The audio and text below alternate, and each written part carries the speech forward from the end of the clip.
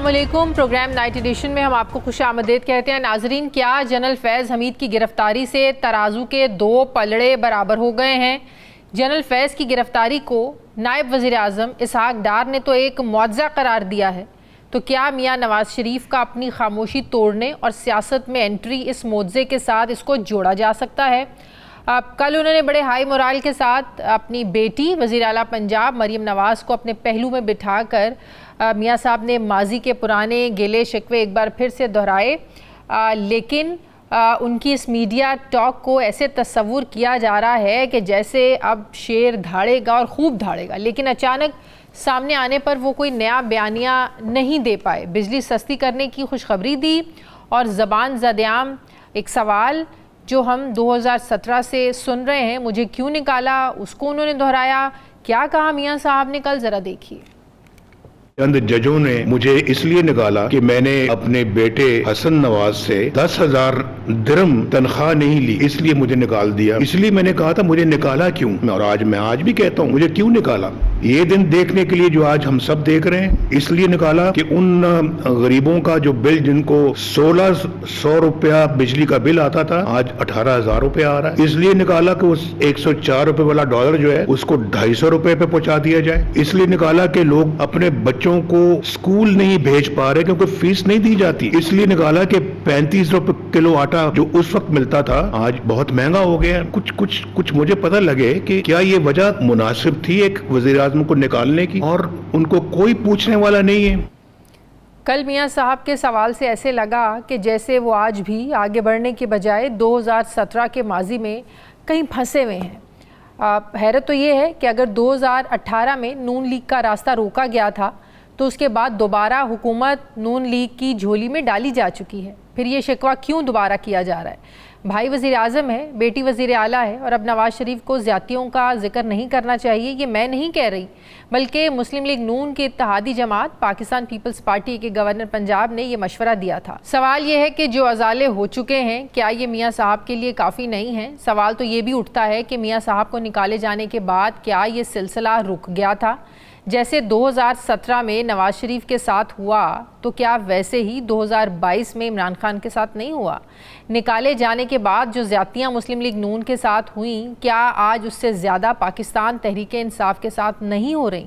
इमरान खान की हुकूमत में अगर नून लीग की सारी लीडरशिप जेलों में थी तो क्या आज PTI की सारी क़यादत को सलाखों का मज़ा नहीं चखाया गया? 9 मई वाक़यात का इल्ज़ामात अगर PTI पर है तो क्या 28 नवंबर 1997 को सुप्रीम कोर्ट पर हमले की तारीख मुस्लिम लीग नहीं रखती क्या, जब जजेस ने रोस्तम से छलांगे लगा कर अपनी जानें बचाई थी? अगर नवाज शरीफ घर भेजने पर जजेस से उनके शिकवे हैं तो क्या इमरान खान के ख़िलाफ़ आधी रात को अदालतें नहीं खुली थी? अगर 2018 के इलेक्शन में RTS बैठने का फ़ायदा तहरीक इंसाफ को हुआ था तो क्या 2024 के इलेक्शन में फॉर्म 45 और 47 के फ़र्क की बेनिफिशरी क्या मुस्लिम लीग नून नहीं है? नून लीग ने अगर वोट को इज्जत दो का नारा लगाया था तो क्या PTI आज हकीकी आज़ादी के लिए दर दर की ठोकरें नहीं खा रही? फ़र्क बस ये है कि कोई ढील लेकर लंदन चला गया तो कोई ग़ुलामी नामंजूर का नारा लगाकर अडयाला जेल में डट गया है। ये कंपैरिजन आप लोगों के सामने रखने का मतलब ये है क्योंकि हमने माजी में मियाँ नवाज शरीफ साहब और मरीम नवाज साहिबा से सुना है कि इंसाफ तब होगा जब तराजू के दो पलड़े बराबर होंगे। जो हमारे साथ हुआ वो इमरान खान के साथ होना चाहिए तो इंसाफ मिलेगा। तो ये कंपैरिजन रखने का मतलब ये था कि क्या मुस्लिम लीग नून, ख़ासकर नवाज शरीफ साहब और मरीम नवाज साहिबा ये समझती हैं कि उनके साथ इंसाफ हो गया है? सवाल ये भी है कि मियाँ साहब सिर्फ अपने साथ होने वाली ज़्यादतियों को ही ज़्यादती का दर्जा क्यों देते हैं? जो आज मियाँ साहब के सियासी मुखालिफिन के साथ हो रहा है, क्या वो ज़्यादती नहीं है? कहाँ ये कहानी, ये सिलसिला जाकर रुकेगा? क्या ये नहीं रुकना चाहिए जो माजी में किसी के साथ गलत हुआ? क्या इसका अजाला तभी होता है जब मुस्तकबिल में किसी के साथ वैसा ही गलत होगा? क्या हम इसी को इंसाफ का नाम देते रहेंगे हमेशा? इसी पर मैं बात करूंगी। मुझे ज्वाइन कर रहे हैं मुस्लिम लीग नून के सीनियर रहनुमा खुर्रम दस्तगीर साहब। अस्सलाम वालेकुम, बहुत बहुत शुक्रिया खुर्रम दस्तगीर साहब आपका। खुर्रम दस्तगीर साहब, पिछले हफ्ते जनरल फैज़ हमीद की गिरफ्तारी के बाद मुस्लिम लीग नून तो बिल्कुल ये बात कर रही है कि जिसने जो किया है ज़ाहिर है उसको सज़ा मिलेगी। ने तो ये बात की कि ये तो बड़ा मुआवजा है तो बाकायदा ये भी कह रहे हैं कि जनरल फैज़ हमीद ने फ़ोन करके उनसे माफ़ी बाकायदा तौर पर मानी थी जो उनके साथ ज़्यादतियाँ हुई। तो क्या आज मुस्लिम लीग नून वाकई ये समझती है, क्योंकि आप लोग तो जनरल फैज़ का नाम ले लेकर कहते थे कि ये सारा गठजोड़ है इमरान खान का और जनरल फैज़ का, और इनकी अगले 10-15 साल की प्लानिंग है, क्योंकि इमरान खान अगला आर्मी चीफ जनरल फैज़ को बनाना चाहते थे। ये बात आप लोग करते रहे हैं, तो क्या अब आप लोग समझते हैं कि इंसाफ हो गया आप लोगों के साथ? इंसाफ तो अभी बहुत दूर है, क्योंकि किसी एक शख्स की गिरफ्तारी से पाकिस्तान की जो एक गैर आईनी और गैर जमहूरी तारीख तो दुरुस्त नहीं हो गई। और जिस शख्स को आपने कहा वो डट गया, वो डट नहीं गया, वो तो रोजाना पैर पकड़ के माफी मांग रहा है अडयाला जेल से। लेकिन ये जो एक कोशिश है, आप की राय ही मुकद्दम है कि मुस्लिम नून और पीटीआई के दरमियान कोई अखलाकी मसावत, मॉरल इक्विवेलेंस कायम की जाए। मैं इस पर भी बहुत अदब से इख्तलाफ करूंगा कि जी अगर उनके साथ हो गया तो अब उनके साथ भी हो गया तो अब क्या हो गया। ये मामला नहीं है। और खास तौर पे ये जो आपने गुफ्तगू की है अभी इब्तदाइया में, सुप्रीम कोर्ट पर जो हमला था आज से 37 साल पहले हुआ था। जो बच्चा उस दिन पैदा हुआ जिस दिन हमला हुआ, आज वो 37 साल का है। तो वो उसकी बारे में भी अदालत पूरी जो है वो उसने तहकीक की थी, जो जिनको सजा देनी थी उनको सजा दी थी। लेकिन वो किसी भी तरह पाकिस्तान की रियासत पर हमला नहीं था, उसमें किसी गमले को भी आग नहीं लगाई गई। यहाँ तो रेडियो पाकिस्तान पेशावर और जिन्ना हाउस और उस हमले में किसी शहीद की यादगार की बेहुरमती नहीं की गई थी। और उस हमले में अगर आपको याद करा दूं, 150 जानवर इन्होंने अभी जलाया है पेशावर में 9 मई को। तो किसी जी शऊर को हमने तो कोई आग नहीं लगाई, किसी जानवर को नुकसान नहीं पहुंचाया। तो ये एक जो अखलाकी मसावत, किसी को सिर्फ मारना मैडम ये बड़ी अहम बात है कि सिर्फ ये कह देना कि जी चूंकि वहां उस वक्त ये हुआ था तो जो है वो 2023 जो है 9 मई जो है वो 1987 के बराबर नहीं है। ये बात आपको वाज़े और अपने आवाम को बतानी चाहिए कि इनमें क्या फर्क है। उसके बाद जो असल इशू है जिस तरह आप इशारा कर रही है, जो हम खुलकर बात नहीं करते कि पाकिस्तान की मुक्तदरा का तो पाकिस्तान की सियासत में जो रोल रहा है और अभी जो हम जिस तबाही का सामना कर रहे हैं वो मैं बड़े अदब से अर्ज करूंगा, आपकी राय फर्क हो सकती है, वो उस तबाहकुन तजर्बा इमरानी के कॉन्सिक्वेंसेस हैं जो कि पाकिस्तान की मुक्तदरा ने ही शुरू किया। और लिहाजा अब अगर हम उससे डील कर रहे हैं और आहिस्ता आहिस्ता आगे बढ़ रहे हैं, तो ये कहना कि जी एक किसी अमल से सारा कुछ दुरुस्त हो गया या किसी को इंसाफ मिल गया, ऐसी कोई खुशफहमी किसी को नहीं होनी चाहिए। लेकिन जो अभी हालिया गिरफ्तारी हुई है, कम अज कम हमने कुछ ना कुछ, जिसको अंग्रेजी में कहते हैं रेकनिंग विद द पास्ट, माजी का कोई हिसाब शुमार करना शुरू किया है। और अगर हम इसमें मुस्तकिल मिजाजी से लगे रहे तो फिर शायद हम कहीं पहुंच जाएं। असल मकसद तो पाकिस्तान के आइन के इब्तदाइया में जो लिखा हुआ वादा है कि पाकिस्तान का इक़्तिदार आला पाकिस्तान के अवाम के मुंतखब नुमाइंदों के हाथ में होगा, वो मंजिल अभी दूर है और उस तक पहुंचने के लिए हम सब ने अपना किरदार अदा करना है। और अगर शहबाज शरीफ साहब के सामने जो सबसे बड़ा चैलेंज है वो तो बिलाशुबा इस मुल्क की मईशत है और जो आज की मुआशी बदहाली है उसको दुरुस्त करना है। लेकिन उससे दूसरा चैलेंज ये है कि वो पार्लियामान की जो फालियत है और उसकी तौकीर है उसको बहाल करें, ताकि हम फिर उस मकसद की तरफ भी आगे बढ़ सकें जिस तरफ हमें जाना है। बहुत शुक्रिया मुस्लिम लीग नून के सीनियर रहनुमा खुर्रम दस्तगीर साहब थे। मुझे ब्रेक लेनी है नाज़रीन, वापस आते हैं वक्फे के बाद।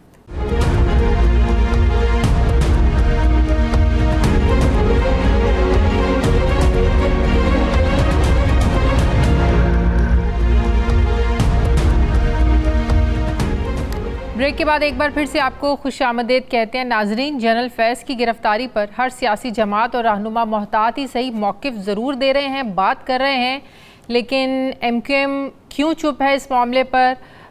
ऐसे लग रहा है कि जनरल फैज़ हमीद पर के मामले पर वो बात नहीं करना चाहते। क्या ये कहानी इतनी सादा है? ये MQM किसी ख़ास स्ट्रैटेजी के तहत इस इशू पर बात नहीं करना चाहती है? ये सवाल इसलिए भी उठता है कि एमक्यूएम के बारे में हमेशा से एक तासुर है, आम तासुर है कि इस्टेब्लिशमेंट की जमात होने के बारे में बात की जाती है एमक्यूएम के हवाले से। ये तासुर भी है कि एमक्यूएम जो है हमेशा एक कॉल की दूरी पर रहती है, एक घंटी बजती है तो जमात हुकूमत से अपोजिशन में जाने में देर नहीं लगाती।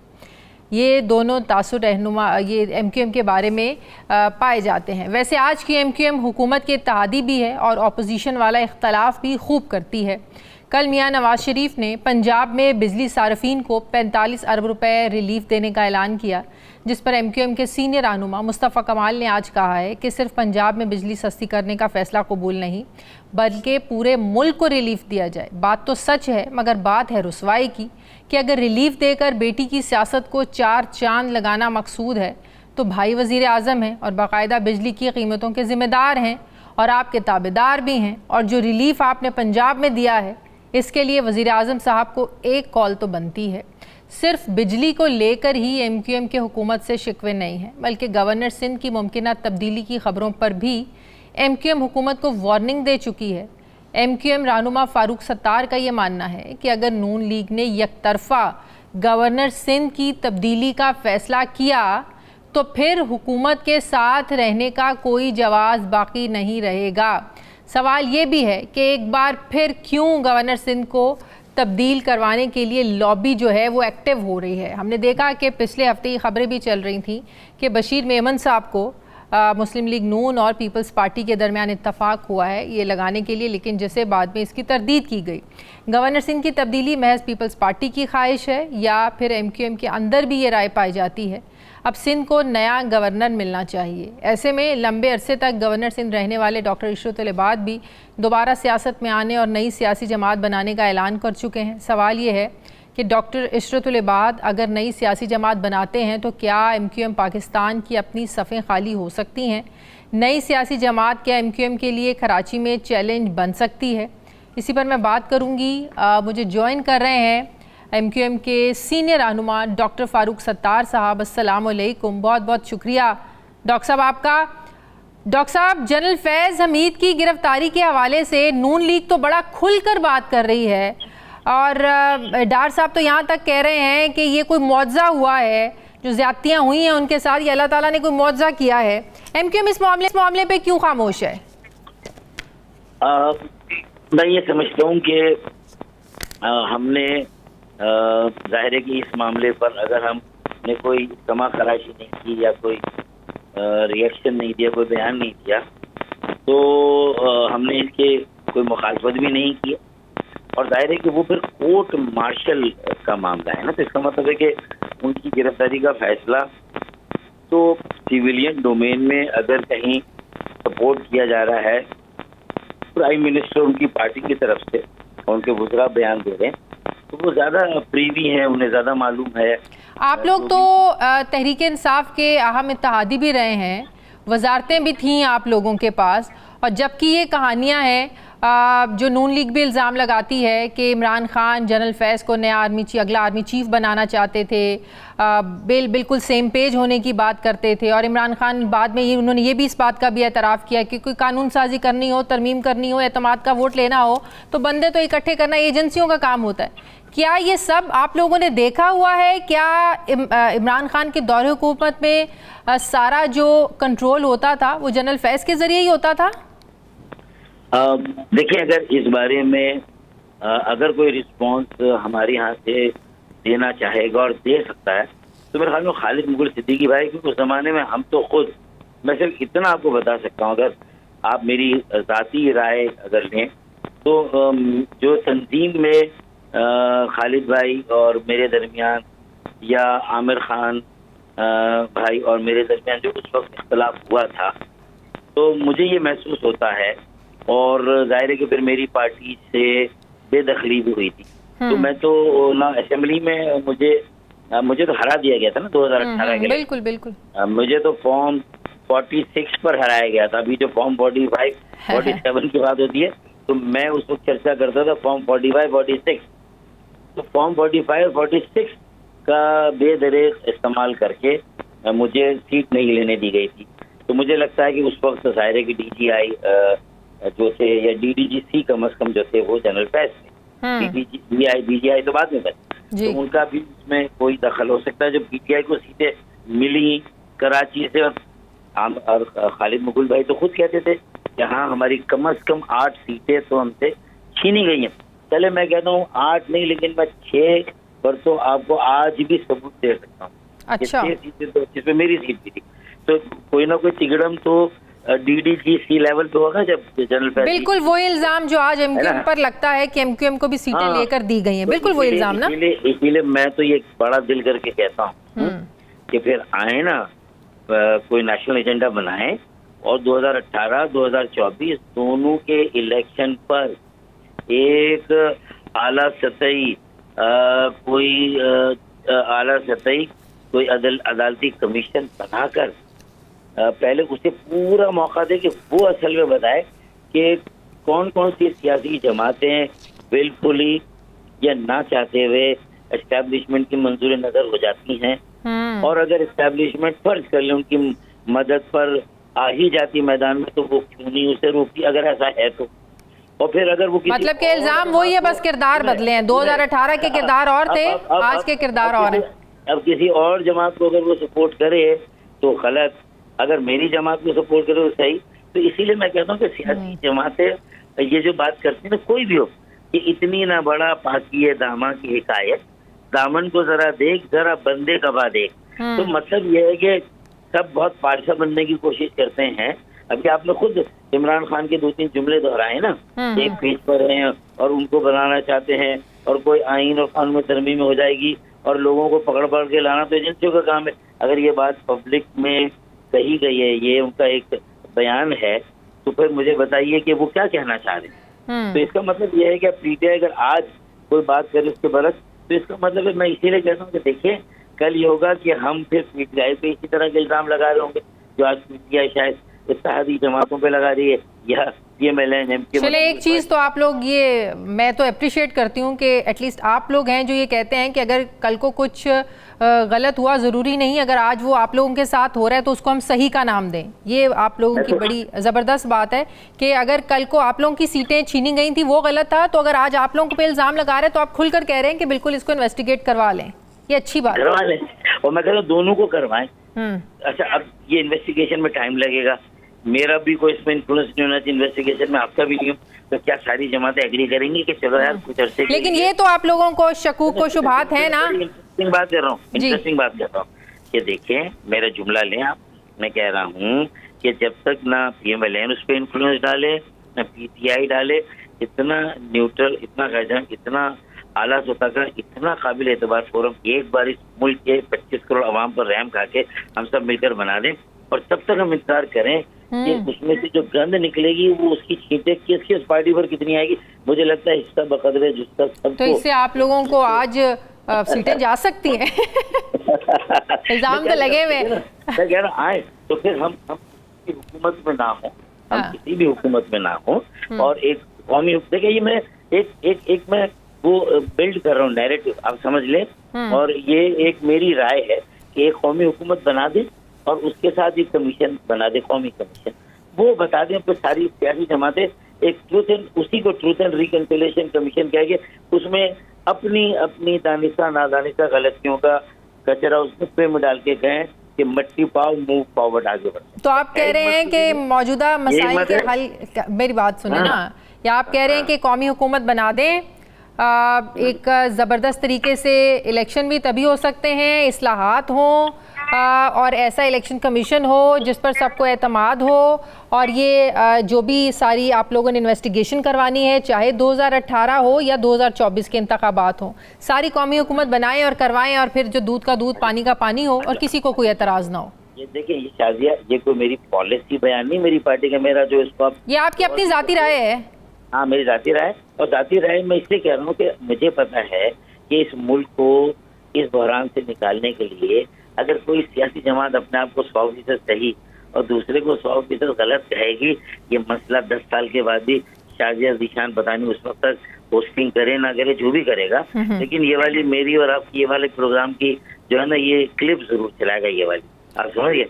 10 साल पहले ये एक एंकर और एक सीनियर पॉलिटिशियन के दरमियान बड़ी अहम गुफ्तगू हुई थी। इसलिए मैं तो सारी चीज़ों के रिकॉर्ड को दुरुस्त कर दें, आगे का रास्ता बनाने और देने की बात कर रहा हूँ। अगर किसी में समझ होगी, वाकई में अवाम की इज्जत, एहतराम, एहसास होगा, दर्द होगा, उनके मसाइल की मुल्क की फिक्र होगी, तो इस बात को चाहे ये हुकूमत ऐसे चल सकती है। आप देखें इन्वेस्टमेंट आ नहीं रही है, जो इन्वेस्टर्स हैं वो यहाँ से जा रहे हैं। अभी मैं देख रही थी बड़ी बड़ी मिल्स बंद हो रही हैं, लोग बेरोजगार हो रहे हैं, और इसमें अब तो सबसे बड़ा रोल हम इंटरनेट की बंदिश को भी कह सकते हैं। तो ये हुकूमत नाकाम हो रही है, इनसे चल नहीं रही है, चला नहीं सकते हैं कि कैसे आप लोग काम कर रहे हैं हुकूमत में रहते हुए? देखिए बीबी, एक बात गौर से सुने कि ये एक हुकूमत की नाकामी नहीं है। अब अगर कोई भी इक़दाम हो रहा है और उसमें फर्ज कर ले जबर का पहलू है, या उसमें आइन और कानून के भी बहुत सारे सवाल हैं, है ना? हाँ। लेकिन फिर भी अगर हो रहा है, अगर उसके नतीजे में भी अगर कोई रोड मैप है और कोई ऐसी चीज हो सकती है आगे जाके जो होने वाली और हो सकती है कि जिससे कि पाकिस्तान में डॉलर की भी उसी तरह बरसात हो, जैसे जियो स्ट्रेटेजिकली मुशर्रफ साहब की किस्मत अच्छी थी कि उन्होंने माशाल्लाह लगाया, सब जमहूरियत ममूरियत को भूल गए, सबने कहा भाई मईशत मजबूत हो रही है यार, कारोबार करो, काम करो, इन्वेस्टमेंट करो, सब उसी में लग गए। आप समझे?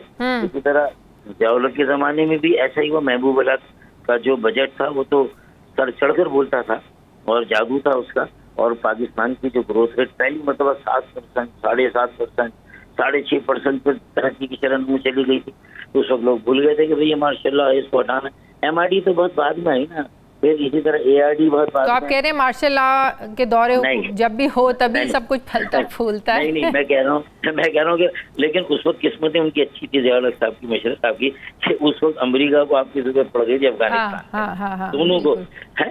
और उससे क्या हुआ था कि आपको अपने माशी हालात बेहतर बनाने और गरीब आवाम को उस वक्त कुछ उनके आंसू पूछ गए थे, और उन सबको देखे ना कितना आपका बैंड भी उस जमाने में आया, मीडिया भी फिर उस वक्त। और 9/11 के बाद भी अमेरिका को हमारी जरूरत पड़ी थी, और उसके बाद जो हुआ हमने देखा और आज तक हम भुगत रहे हैं। अब मुझे ये बताएं कि गवर्नर सिंध की तब्दीली का इशारा हमें पिछले हफ्ते भी मिला, जिससे आप लोगों ने जिसकी तरदीद की, लेकिन बाकायदा ये खबरें चली, बशीर मेमन साहब की नाम के टिकर्स चले, कि क्या सारा मामला है? लगता है कि पीपल्स पार्टी और नून लीग कामरान टिसोरी साहब को हटा के ही वो उनको चैन आएगा? नहीं, मेरे ख्याल में देखा विशाख डार साहब ने भी बड़ा वाज़ेह तौर पर बयान दे दिया है कि ऐसी कोई बात नहीं है और ऐसी कोई राय इनके कंसिडरेशन या जेर गौर नहीं है। वो कह चुके साथ, ठीक है ना, कोई ऐसी बात नहीं हो। कहीं पर नासिर शाह ने भी ये बयान दे दिया है वाज़ेह तौर पर, मेरे ख्याल में। अब इसके बाद मजीद लेकिन पीपल्स पार्टी कहती है ये हमारे दरमियान मुआहदा हुआ था कि पंजाब में और KP में पीपल्स पार्टी के गवर्नर लगेंगे, बलूचिस्तान में और सिंध में नून लीग के गवर्नर लगेंगे। एक फॉर्मूला तय हुआ था नून लीग और पीपल्स पार्टी के बीच में। मेरे ख्याल में फार्मूले तो बहुत सारे तय होते हैं, लेकिन कुछ ताज़ा बयान किसी मुस्तनद पीपल्स पार्टी के लीडर का दिखाएं तो फिर मैं उसके जवाब। नहीं तो मुर्तज़ा वहाब मुस्तनद रहनुमा नहीं है? वो क्या कह रहे हैं? वो क्या कह रहे हैं? वही तो ये बात कर रहे थे, पिछले हफ्ते मेरे प्रोग्राम में आए थे, उन्होंने ये बात की थी। मुझसे ज्यादा मैं मुस्तनद समझता हूँ नासिर शाह को। नासिर शाह के बयान पर चले। मेरे ख्याल में मुर्तज़ा ने हमारे किसी बयान पे उसको गुस्सा हो, उसके जवाब में उसको ये सूझी उसने दे दिया, तो चले इस बयान। चले मुर्तज़ा वहाब, एक और मैं दिखाती हूँ आपको, आप बड़ी तनकीद करते हैं ना। मैंने उनसे पूछा, मैंने कहा ये आपको कहते हैं कि आप क्या फैसल के ही मेयर हैं, तो उस पर उन्होंने क्या आपने कहा था ना, मैंने आपका नाम लेके उनसे ये सवाल पूछा, डॉक्टर फारूक सत्तार साहब, उन्होंने क्या जवाब दिया जरा पहले ये सुन लें, जरा प्लीज प्ले करें। साहब ने ये तनकीद की आप पर कि मेयर कराची जो है मुर्तज़ा वहाब साहब, क्या ये सिर्फ शाहराए फैसल कराची यहाँ के मेयर हैं? मैं समझता हूँ शाजिया, किसी भी सियासी जमात का ये राइट है कि वो दूसरी सियासी जमात को क्रिटिसाइज़ कर सकती है, तनकीद करना उनका राइट है, कुछ छीन नहीं सकता। तो फारूक सत्तार साहब नेचुरली, या मेरा मुखालिफ जो है, मेरी सियासी जमात का जो मुखालिफ है, वो तनकीद तो करेगा, लेकिन वो सियासी बुनियादों पर तनकीद की जाती है, इसका सदाकत से या हकीकत से कोई लेना देना नहीं होता। जो प्राइवेटली हमसे गुजारिशात की जाती है, हमसे काम लिया जाता है,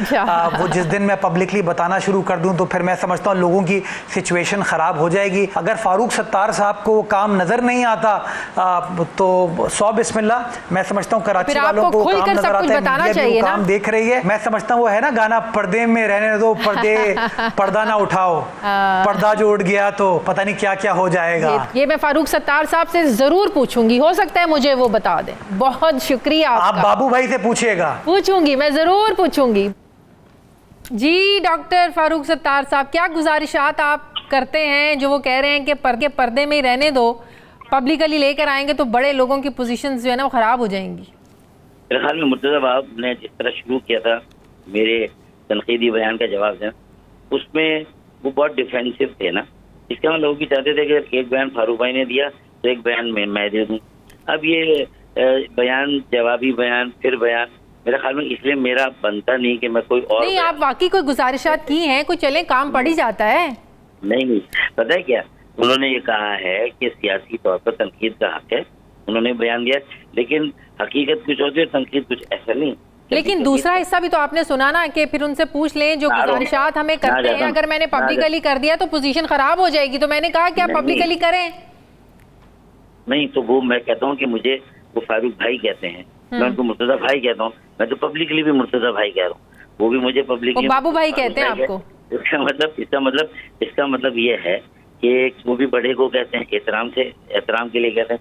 इसका मतलब ये है, तो ये ना कहें वो कि हर तनकीद सिर्फ तनकीद होती है और हकीकत कुछ और भी, सदाकत कुछ नहीं। तनकीद में भी सदाकत होती है। और देखें ना, बजा कहे जिसे दुनिया उससे बजा समझो, ज़बान खल्क़ व नक़ारा खुदा समझो। मेरे ख्याल में अगर आप और आपके प्रोग्राम के लोग एक सर्वे करा लें कराची में, तो ना मेरी बात ना मुर्तज़ा भाई की बात, जो असल बात होगी वो सामने आ जाएगी। K4 देखिए अभी कहाँ भी पूरी पीपल्स पार्टी पर एक सवाल है, 15 साल हो गए, एक इजाफी बूंद कराची को पानी का नहीं मिला। निकासी आप कराची में जहाँ भी चले जाएं वहाँ गटर खोल रहे हैं, बह रहे हैं। F3 एशियन बैंक का कहीं मनसूबा आगे नहीं बढ़ा।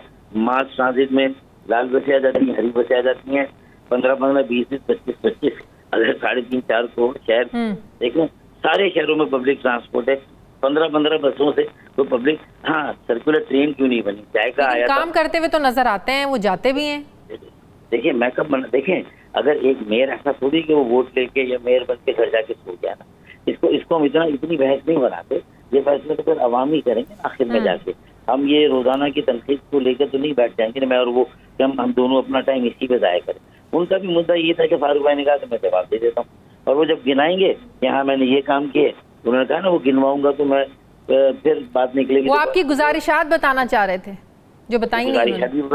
गुजारिशात भी बताई मेरी कि भाई एक ट्रांसफर पोस्टिंग का केस था, मैंने उनसे कहा था कि यार इसके साथ ज्यादती हो रही है, इसको इस बुनियाद पे ना देखो कि ये MKM के जमाने में भी रहा, अगर हाँ ये इसकी गलती है तो जरूर उसको टोको रोको। मैं तो देखिए खुल के बताने वाला आदमी, मैं तो छुपाता नहीं। कोई ऐसी बात थोड़ी राजू नियाज की कि जिसमें मैंने कहा फला को ठेका दे दो और इसमें अल्लाह ना करे मैं कह रहा हूँ कि मुझे भी कमीशन मिलेगा तो मिलेगा, कोई ऐसी बात तो नहीं है। तो वो बताएंगे एक ट्रांसफर पोस्टिंग की गुजारिश के ऊपर अगर वो ये समझते कि मैं फिर उनके खिलाफ कोई तनकीदी बयान ना दूं तो इसका मतलब अच्छा, इसका मतलब है कोई ट्रांसफर पोस्टिंग की गुजारिश की आपने?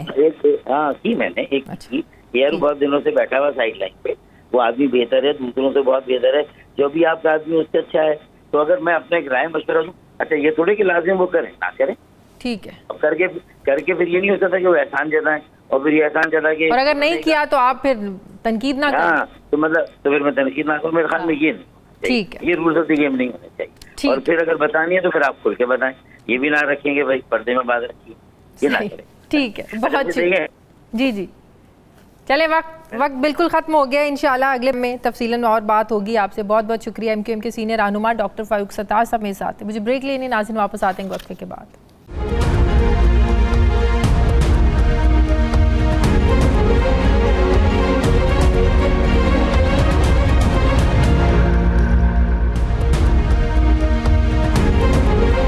ब्रेक के बाद एक बार फिर से आपको खुशामदीद कहते हैं नाजरीन। वैसे तो मौजूदा पाकिस्तान को मसाइलिस्तान कहा जाए तो शायद ये गलत नहीं होगा, बिल्कुल गलत नहीं होगा, लेकिन इस मसाइलिस्तान में अगर पहले 3 मसले हम फिगर आउट करें तो पहला मसला है सरमायाकारी का ना होना, दूसरा मसला भी सरमायाकारी का ना होना है, बदकिस्मती से तीसरा मसला भी सरमायाकारी का पाकिस्तान में ना आना है। और इसी एक मसले से जुड़े हैं और मसले जिसका नतीजा निकलता है बेरोज़गारी, महंगाई और आवाम का गरीब होना। अब अलमिया ये है कि सरमायाकारी मुल्क में आने की बजाय बाहर जाना शुरू हो गई है और इसकी अवलीन वजह नामुनासिब हालात हैं। इंडस्ट्री बंद हो गई है जिसने प्रोडक्ट तैयार करके बाहर एक्सपोर्ट करना थी।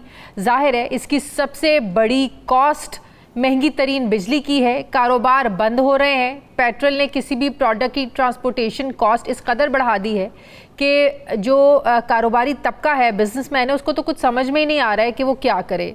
दुबई चैम्बर ऑफ कॉमर्स ने अपनी एक रिपोर्ट में इंकशाफ किया है कि सिर्फ जनवरी से जून 2024 के दौरान दुबई में लगभग 4000 पाकिस्तानी कंपनीज रजिस्टर्ड हुई हैं। मतलब कि सब लोग पाकिस्तान से भाग रहे हैं, भागना चाह रहे हैं। ये तादाद पिछले साल के मुकाबले में 17% ज़्यादा है। एक ऐसे मुल्क में जहां पहले ही बेरोज़गारी में इजाफा हो रहा है, क्योंकि ज़ाहिर है जो सरमायादार है वो पैसा लगाने को तैयार नहीं है, जो लोकल भी इन्वेस्टर है यहाँ का वो भी पैसा लगाने को तैयार नहीं है। वो एक गैर यकीनी की सूरत हाल है, हालात है, उसको समझता है, वो डर गया है। याद रखें कि जो सेठ या सरमायादार है, किसी नुकसान के खदशे में अपना कारोबार बंद करके ये तो 6 महीने या 1 साल बल्कि 2 साल 4 साल बैठकर भी ये लोग खा सकते हैं। लेकिन उसके साथ जो जुड़ा इतना एम्प्लॉयज़ होते हैं, उनके जो वर्कर्स होते हैं, मुलाजमीन होते हैं, लाखों चूल्हे इससे ठंडे पड़ जाएंगे। IPPs की कैपेसिटी पेमेंट्स को पूरा करने के लिए आए दिन बिजली की कीमतों में हम इजाफा देखते हैं और ऐसे इजाफे ने फैक्ट्री मालिकान और कारखानेदारों के होश उड़ा दिए हैं। नौकरी पेशा लोग तो बिजली का बिल अदा करने के काबिल ही नहीं रहे और अब हाल ये है कि सरमायादार 24 करोड़ से ज़्यादा आबादी वाली मार्केट को मार्केट ही नहीं समझता। रही सही कसर जो है वो डिजिटल दहशतगर्दी को रोकने के लिए नस्ब की जाने वाली फायर वॉल ने पूरी कर दी है, जिसने मुल्क की इंटरनेट स्पीड का बेड़ा गर्क करके रख दिया है, जिससे घर बैठकर ऑनलाइन काम करने वाली ख़वातीन और नौजवान ये बेरोज़गार हो गए हैं। सोशल मीडिया इन्फ्लुएंसर्स मुल्क से भाग रहे हैं। ऑनलाइन कारोबार करने वालों का काम ठप होकर रह गया है। इंडस्ट्री ने जो है वो वार्निंग दी है कि इंटरनेट की बंदिश से मुल्क की मईशत को $500 मिलियन का नुकसान हो सकता है। यानी कि दूसरी सनतों के साथ साथ मुल्क की जो टेक इंडस्ट्री है इस फायरवॉल की वजह से ठप होकर रह गई है। पाकिस्तान में सरमायादार को अट्रैक्ट करने के लिए वन विंडो ऑपरेशन की सहूलत देने के लिए SIFC जैसा ताकतवर इदारा भी बनाया गया, लेकिन इंटरनेशनल रेटिंग एजेंसीज जैसे फिच और मूडीज़ ने बैनुल-अक़वामी सरमायादारों को हमारी रेटिंग गिरा कर जैसे सरमायाकारी से मना ही कर दिया हो। अब ना तो बाहर का सरमायादार जो है वो पाकिस्तान आ रहा है और यहाँ, और ना ही हमारा जो लोकल इन्वेस्टर है, सरमायादार है, वो यहाँ इन्वेस्टमेंट करने में दिलचस्पी रखता है। इवन अगर हम ये कहें कि उसको ट्रस्ट ही नहीं रहा, वो एतमाद ही नहीं करना चाहता, तो ये शायद गलत नहीं है। ऊपर से दुबई से आने वाली रिपोर्ट्स बता रही हैं कि पाकिस्तानी सरमायाकारी भी माशाल्लाह से वहाँ पर जा रही है। जाहिर है कि मुआशी इंस्टेबिलिटी यकीनी तौर पर सियासी इंस्टेबिलिटी से ही पैदा होती है हमेशा से, और जो वक्त गुजर रहा है हालात हमारे यहाँ बिगड़ते जा रहे हैं। सरमायाकारी को पाकिस्तान कैसे लाया जाए, मकामी इन्वेस्टर कैसे उसका एतमाद जो है वो बहाल किया जाए, मौजूदा जो सियासी एक अदम इस्तेहकाम है और जो पिछले 1-1.5 हफ्ते से जो इस मुल्क में हो रहा है, क्या वो सूरत हाल उससे बेहतर होगी या मज़ीद वर्स्ट हो जाएगी। मैं बात करूँगी सीनियर सहाफ़ी तज्ज़ियाकार PJ मीर साहब मुझे ज्वाइन करें। अस्सलाम वालेकुम, बहुत बहुत शुक्रिया मीर साहब आपका। मीर साहब, जैसे कि मैंने कहा, एक तो इंटरनेट ने यहाँ पर लोगों के रोज़गार को ख़राब करके रख दिया है। जो घर बैठकर भी बेचारे अपना काम चला लेते थे वो काम कर नहीं पा रहे हैं। लोकल इन्वेस्टर भी इन्वेस्ट करने का तैयार नहीं है। बाहर का इन्वेस्टमेंट करने वाला जो कंपनीज़ हैं वो तो आना ही नहीं चाहती हैं यहाँ पर। ये आपको लगता है कि पिछले 1-1.5 हफ्ते की जो पॉलिटिकल हैपनिंग्स हम देख रहे हैं या जनरल फैज़ वाली जो हैपनिंग हुई है, इससे हालात संभलने जा रहे हैं या मज़ीद बिगड़ने जा रहे हैं? बिगड़ने जा नहीं रहे हैं, बिगड़ गए हैं। अच्छा। बिल्कुल, क्योंकि at the end of the day दुनिया आगे जा रही है और हम पीछे जा रहे हैं। दुनिया चांद पे पहुंच गई है और हम जमीन के नीचे जा रहे हैं। अब मुझे बताओ, ये आर्ट एंड टेक्नोलॉजी और ये आप इंटरनेट की बात कर रहे हैं, आप इसको बंद कर रहे हैं। यू रियली थिंक कि पाकिस्तान में आके कोई बिजनेस करेगा? कोई बिजनेस नहीं करेगा।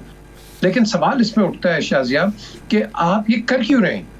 इसलिए कर रहे हैं कि आप डर रहे हैं लोगों से कि लोग अगर कोई बात करते हैं नेट के ऊपर और सोशल मीडिया के ऊपर, आप इससे घबरा रहे हैं। भाई क्यों घबरा रहे हैं? आप तकड़े रहो, आप हुकूमत हो, आप तकड़े रहो। लगता है हम चाइना से बड़ा इम्प्रेस हैं, हम गल्फ कंट्री से बड़ा इम्प्रेस हैं। उनकी इकोनॉमी कुछ और है, आपकी इकोनॉमी कुछ और। वो भीख नहीं मांगते हैं, हम भीख मांगते हैं। That is the difference. वो कर सकते हैं, हम नहीं कर सकते। हमारे पास आपने अपने विंडोज को खोलना है, वन विंडो को खोलना है आपने तो विंडो सारी बंद कर दी है। और पर्टिकुलरली आप इंटरनेट के साथ जो आप कर रहे हैं, ये पाकिस्तान को बहुत एक रेट्रोगेट स्टेप है, और ये स्टेप जो है आगे जाके आपको मारेगा। बिल्कुल आपने सही कहा, 500 मिलियन का आपको ये नुकसान होगा, तो ये कैसे आप इसका डेफिसिट पूरा करोगे, मुझे बता दो आप। देखो, क्रिटिसिज्म होती है, पूरी दुनिया में होती है, अमेरिका में सबसे ज्यादा होती है, बरतानिया में तो बहुत ही ज्यादा होती है। क्या वो इंटरनेट को बंद कर देते हैं? नहीं करते बंद, आप उसको टैकल करते हो, और टैकल इस तरीके से करते हो, ये नहीं कि फायरवॉल्स बना दी। भाई फायरवॉल बना के क्या करोगे? इंटरनेट स्लो करोगे, इंसान वैसे थक जाएंगे, and nobody would want to do business in the country. So आपका पूरा बैंकिंग निजाम जो है वो इंटरनेट से जुड़ा हुआ है। बिल्कुल सही कह रही हो आप शाजिया, और ये लोग समझते नहीं है, इनको खुद नुकसान होगा।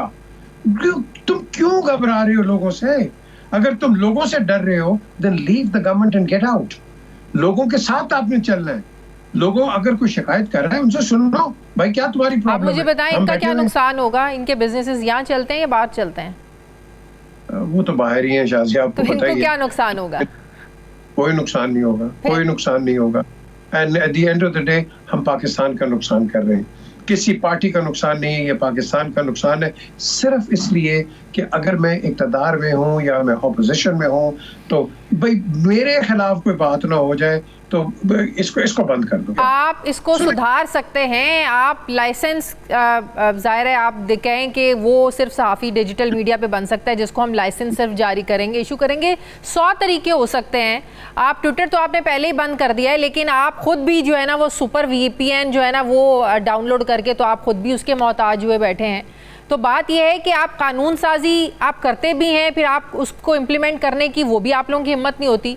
शायद लग ये रहा है कि इस हुकूमत को लगता है कि हमें कोई भेजे ना भेजे, अगर ये इंटरनेट सिस्टम एक्टिव रहा तो ये सोशल मीडिया में घर जरूर भेज देगा। शायद ये खौफ है। बिल्कुल आपने सही कहा, पाकिस्तान को पीछे लेके जा रहे हो। अब ये ना करो खुदा की। और ये वो कहते हैं ना, कहावत है, what goes around comes around. आज आप लोगों के ट्रायल कर रहे हो, कल आपके ट्रायल होंगे, मैं आपको बता रहा हूँ। तो इसलिए पाकिस्तान को मिलजुल के चलाओ, पाकिस्तान को आगे लेके चलो। हम बिल्कुल एक वो कहते हैं ना क्वैक बार में फंस गए। लेकिन पिछले एक हफ्ते से जो हैपनिंग्स हम लोग देख रहे हैं, जो तराजू के पलड़े बराबर करने की बात नून लीग करती थी, मरीम नवाज साहिबा करती थी, नवाज शरीफ साहब करते थे, आप समझते हैं कि तराजू के वो पलड़े अब बराबर हो गए हैं? जो इंसाफ वो मांगते थे उनको इंसाफ वो मिल गया है?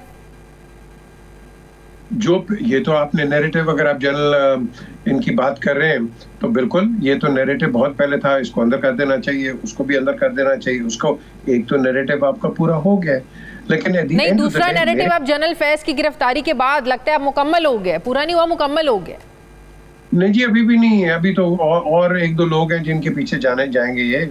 अभी तो साकिब के पीछे जाएंगे, फिर चल बाजवा के पीछे जाएंगे, बड़ी डेवलपमेंट्स करेंगे ये, बड़ी डेवलपमेंट्स। लेकिन याद रखें, ये जो चीज़ है बड़ी डेंजरस लाइन है, और इसके अंदर फ्रेगमेंटेशन हो जाएगी।